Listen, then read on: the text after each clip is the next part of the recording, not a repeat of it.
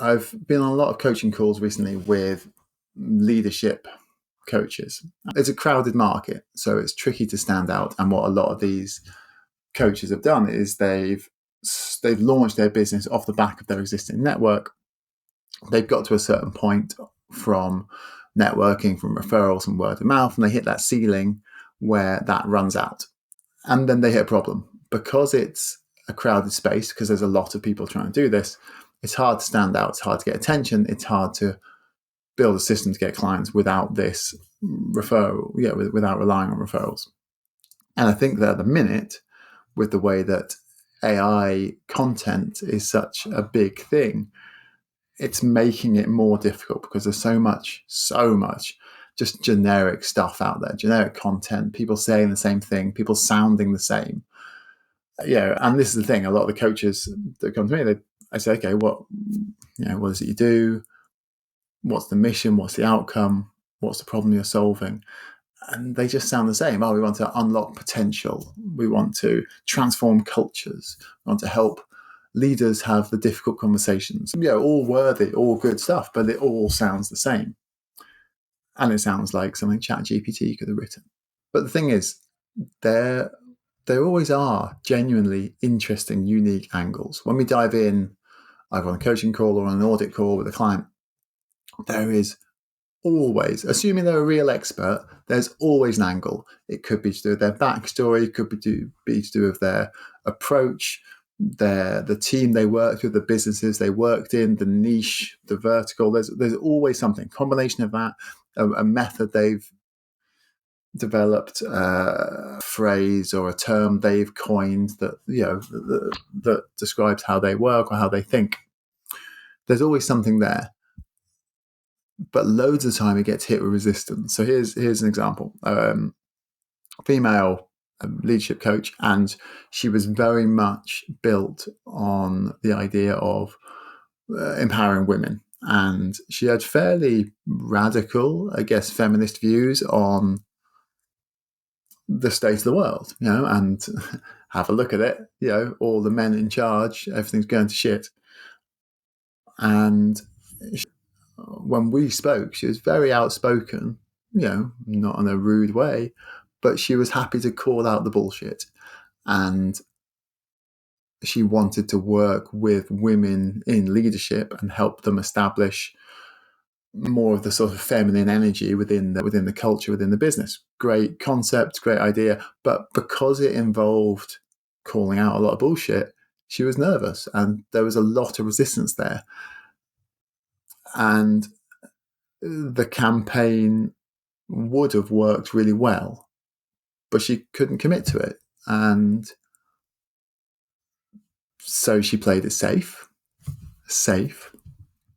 and it fell flat. Didn't perform, didn't move the needle, didn't do much, because it was bland, because it didn't stand out, because she was too scared to have an opinion that was different, and scared that people wouldn't relate, or scared that she would ostracize people, or scared that she would filter out too many potential clients. And I think about the current state of things with AI, but AI it's a fantastic tool, but it is just a tool. Garbage in, garbage out. It can't create personality. It can seem to create insight, but really all it is pattern recognition. Whatever you feed it, that's what it's going to spit out. And so if you don't have a clear position, it's not going to give you a clear position that actually represents you.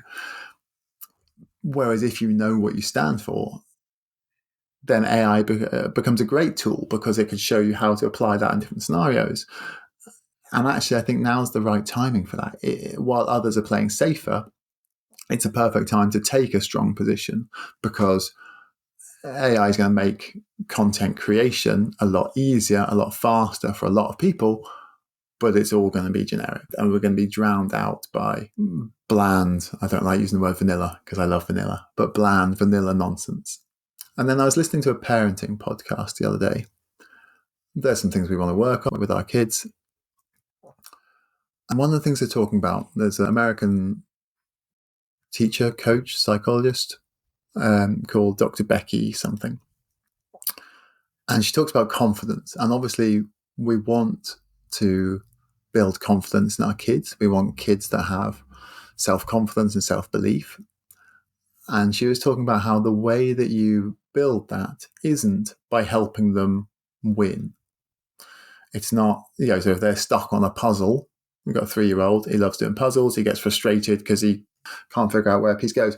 Me going in there and putting that puzzle in for him, helping him finish the puzzle, he might be happy because the puzzle's done, but that's not going to build confidence in him. It's not going to create self-belief. Actually, what she said is the way that where confidence comes from is being believed in. And I think for me as a coach, it's been a really recent thing that I've realized that I am an expert and I have something to say and I have a position in the market. And what that's done is that's given me a hell of a lot more confidence to say I belong here. I have something to add to this conversation. Maybe it's a slightly different take than other people, and that's fine. I'm fine to stand up for what I think is right, and I'm not caring so much about whether people disagree with me. And it's that thing with kids where confidence, self-belief comes from you saying, I believe you.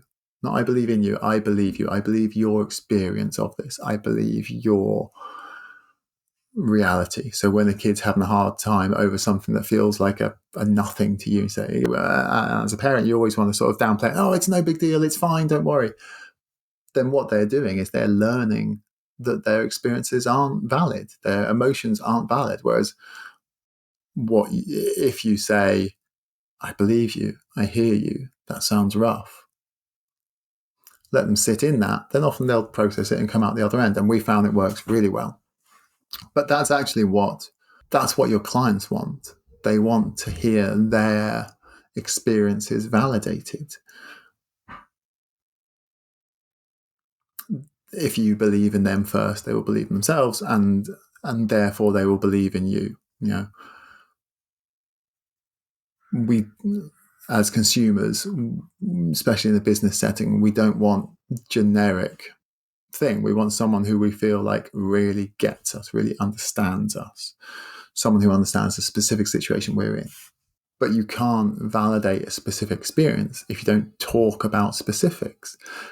If you are afraid to take a stance, if you're afraid to say something different, then you don't get to do that, and that trust doesn't get built.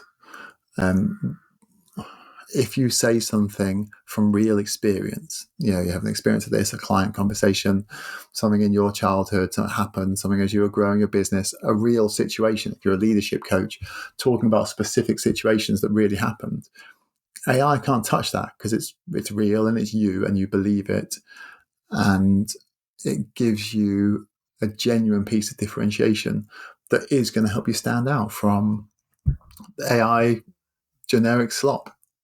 So I think the challenge, whether you're a leadership coach or any other B2B business owner, is to take the time to think, what do I actually stand for? What is the hill that I will die on? And so for me, having that clarity in the last year or two has helped me massively, because now I can say things that I couldn't say before. And there's something incredibly powerful about that. So that's the point of this. I think there's a massive opportunity to take a bold stand while everyone else is playing it safe.